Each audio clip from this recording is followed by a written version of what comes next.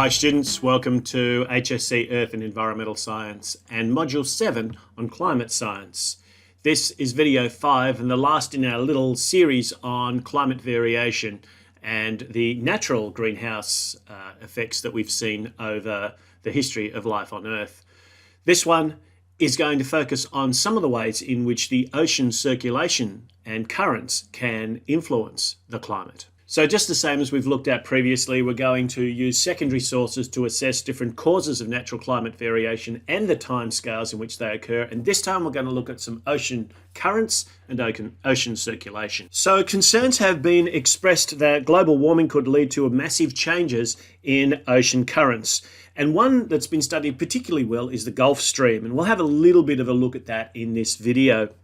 Currents in the ocean are responsible for about half of the work of the climate system in redistributing heat between the equator and the poles.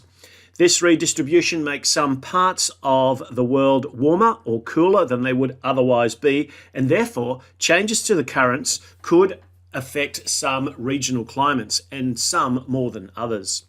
Some of the important surface ocean variables which have an impact on the climate include the surface temperature, the ocean colour, which is often related to the abundance of things like phytoplankton or suspended matter, and possibly even you might be aware of the Great Pacific Garbage Patch. So plastics can also have an impact on the colour of the oceans. Phytoplankton abundance is important, both because they are a source of oxygen and a sink for carbon dioxide. Phytoplankton are also one of the very important starters of some of the important ocean food chains. The sea state, so the speed of the wind, the direction of the wind, the swell and the waves, the sort of stuff we often talk about when we get our beach surf reports in the mornings. Sea ice. Obviously, one of the things that we've talked about previously is things like albedo and that reflective effect from white backgrounds as opposed to absorption from darker colours. And also salinity, very important contributor that sea ice is to changes in salinity and hence changes in the density of seawater. Salinity, evaporation levels, precipitation, ice melts can all change the ocean water density and can help facilitate or encourage some of the mixing that occurs between the surface and the deep waters. Sea surface heights, these can also be influenced by winds, by gravity, by tides and currents, by water temperature, and obviously in extreme circumstances by some tectonic events which may generate things like tsunamis. And some important subsurface variables that include things like density, salinity, nutrients, temperature, and carbon dioxide levels, and so on. So what that does is it allows us to get a little bit of an idea about how heat is distributed throughout the oceans and how ocean currents can redistribute that heat, moving cooler waters into the warmer waters for some mixing, or I guess in some ways actually separating those out into quite distinct thermal gradients. So one of the systems that's been quite well studied is the Gulf Stream. The current system in the North Atlantic is particularly well studied, driven by convection, which takes place in two main areas, one in the Labrador Sea and the other in the Nordic Sea. This system makes up part of the global thermohaline circulation that transports water across and between the world's oceans in what is called the global ocean conveyor belt. And we looked a little bit at the global ocean conveyor belt in the Year 11 course. In both convection areas in the North Atlantic, the surface water is cooled by Arctic winds. Cooler waters are denser, and therefore this water slowly sinks to the bottom of the ocean. The cool, dense water then flows southward with a flow equivalent to 100 Amazon rivers crossing the equator and heading south. The sinking cold water in the north has the effect of drawing northwards warm, near-surface water from the Gulf of Mexico, producing what we call the Gulf Stream. This travels across the North Atlantic as something that we refer to as the North Atlantic Drift.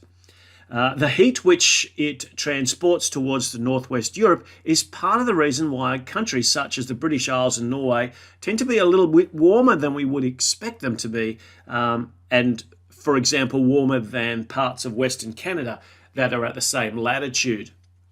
This kind of mixing that's going on, and there's been a lot of interesting mapping exercises to try and have a look at what's happening in the Gulf Stream at different levels to try and account for some of the redistribution of heat that's moving through from the equatorial waters through towards the polar regions. There's strong evidence that the Gulf Stream has switched off more than once over the last 1,000 years due to natural causes.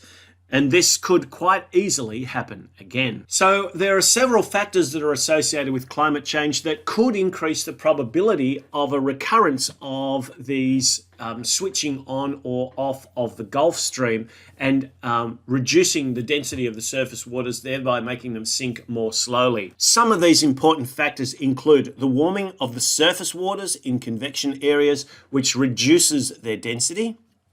Increases in rainfall over the convection areas can also reduce the density of surface waters. Obviously, fresh water is going to dilute the seawater and reduce its salinity, which also changes its density.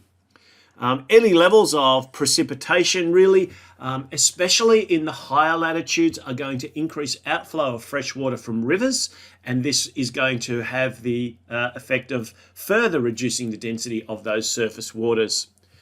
Importantly, the amount of sea ice decreasing is also a mechanism for driving convection. Seasonal freezing of sea ice, which makes the surface waters denser, will also be a factor. The one thing that's very important is to distinguish between the land ice, which we see dominating Antarctica, and the sea ice, which we see dominating the Arctic. Remember that when we talk about icebergs, we're talking about the fact that a lot of the mass of the ice is in the water. So when that melts, it's not going to change the salinity a huge amount unless the amount of sea ice that we're talking about is particularly large.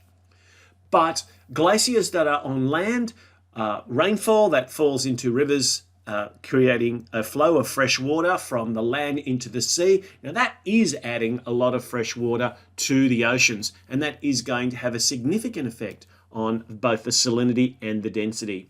And as we've mentioned previously, plate tectonics may also play a role.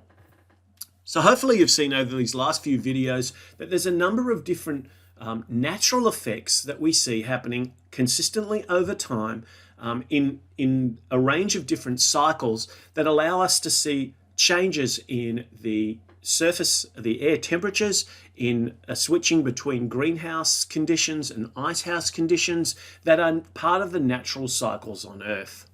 So what we need to do is we need to move forward from here, now that we've created our baseline, to see whether or not there are actual human activities that have contributed to any changes in these levels, to see whether there's actually some evidence that we can gain from various sources about what the actual climates were like in the past and how they may be changing both now and into the future.